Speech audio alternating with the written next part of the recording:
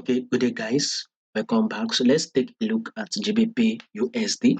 Now, to those that have not subscribed, make sure you click on the subscribe button, like and share. So let's start with GBP USD. First, we will start with the trend. As we can see on GBP USD, this is an uptrend move. We can clearly see an higher highs and higher lows, and we can also see that previously the price was actually trading above our 10 period simple moving average.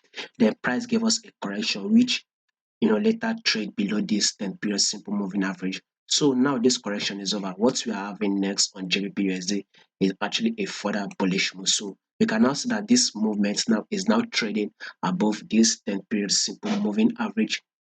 So we are expecting more uptrend move on GBPUSD. So more bullish move will be made. So we will be expecting probably maybe this week we would expect a new ice to be formed, thereby this previous ice needs to be taken out. So we need to break the previous ice in order for a new ice to be formed. So this GBPUSD, this is very much a bullish move. So yesterday we actually had a bullish move. Also today we also had a bullish move.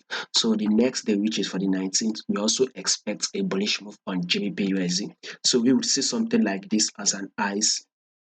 This will be seen as a correction, then a new ice, and this will be taken to be a correction.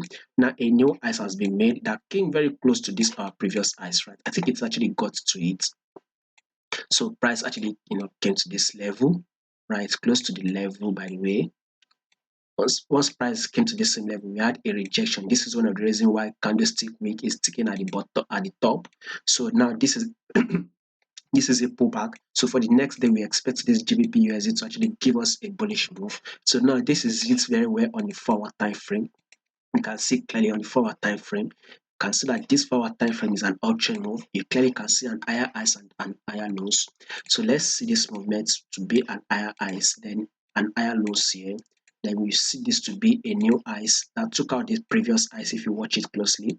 Then a pullback was made there.